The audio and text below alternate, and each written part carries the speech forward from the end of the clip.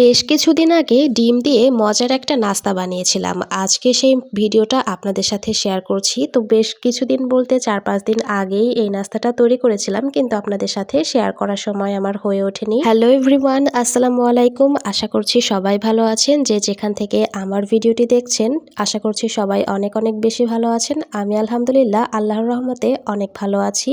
যেহেতু আজকে প্রথম রমজান, তো প্রথম রমজানে আমি আজকে এই ভিডিওটি শেয়ার করছি। যেহেতু অনেকদিন ধরে ভিডিওটা করা ছিল, আপনাদের সাথেও শেয়ার করা হয়নি, আর আমার শরীরটাও অসুস্থ ছিল, যার কারণে আমি ভিডিওটা কন্টিনিউ করতে পারিনি। বাড়িতে ডিম থাকলে ডিম দিয়ে কিন্তু আমরা অনেক রকমের নাস্তা বানিয়ে খাই। তো আপনারা কে কে এই নাস্তাটি খেয়েছেন অবশ্যই কমেন্টে জানিয়ে যাবেন। আমার কাছে কিন্তু বেশ ভালোই লাগে।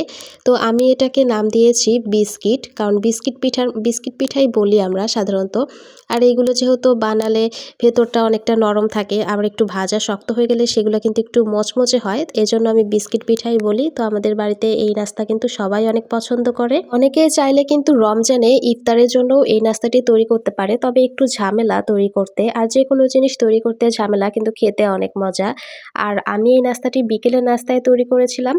তো বিকেলের নাস্তায় কিন্তু বাচ্চারা অনেক সময় খেতে চায়, বাহিরের সব কিছু খাওয়ানো কিন্তু মোটেও উচিত না, তাই আমি ঘরেই তৈরি করেছি।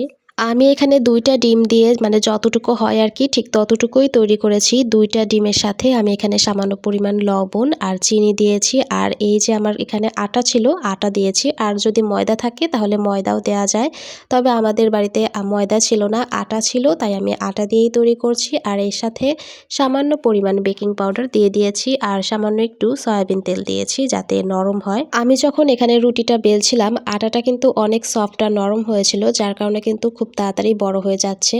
আর এইখানে আমি বেশি পাতলা করে রুটি তৈরি করব না, আবার বেশি মোটা করেও করব না, এটা স্বাভাবিক পর্যায়ে রাখবো। আর এটা তো অনেকেই খেয়েছেন, আপনারা অনেকেই জানেন, সবই কমন একটা নাস্তা, তারপরও আপনাদের সাথে শেয়ার করলাম। তো এখানে আমার মেয়ের একটা খেলনা ছিল, খেলনা কাপ, তো এইটা আমি এখন দিয়ে গোল শেপ আকারে কেটে নেব, যাতে গোল গোল ডিজাইন একটা হবে, আর খেতেও কিন্তু ভালো লাগে। আর গোল শেপগুলো কিন্তু বেশ ফুলে ফুচকার মতো দেখা যায় আর কি। আমার ভিডিওর এই পর্যায়ে যারা যারা এসেছেন, প্লিজ আমার এই ভিডিওতে একটা লাইক দিয়ে যাবেন, আর অবশ্যই আমার চ্যানেলটি সাবস্ক্রাইব করে যাবেন।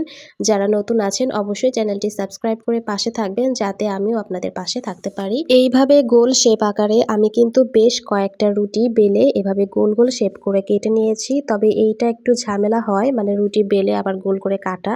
তো এর মধ্যে কিন্তু আমি কয়েকটা এইভাবে এই ডিজাইনগুলো করে নিয়েছি, এটা জাস্ট রুটির মতো বেলে কেটে নিয়েছি।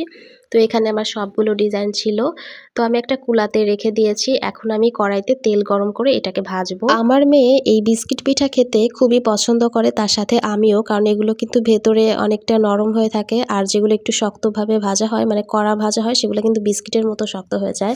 তো আর এগুলো কিন্তু অনেক দিন সংরক্ষণ করে রেখে দেওয়া যায়, একটা বয়মে যদি আপনি ভরে রাখেন, একটা পাত্রের মধ্যে বা কৌটায়, আপনি কিন্তু এটাকে বেশ কয়েকদিন রেখে খেতে পারবেন। যেহেতু এগুলো তেলে ভাজা, তো ভাজার পরে কিন্তু এরকম হয়েছে। আপনাদের কাছে কেমন লেগেছে অবশ্যই কমেন্টে জানাবেন। আজকে এ পর্যন্তই, দেখা হবে নতুন কোনো ভিডিওতে। আল্লাহ হাফেজ।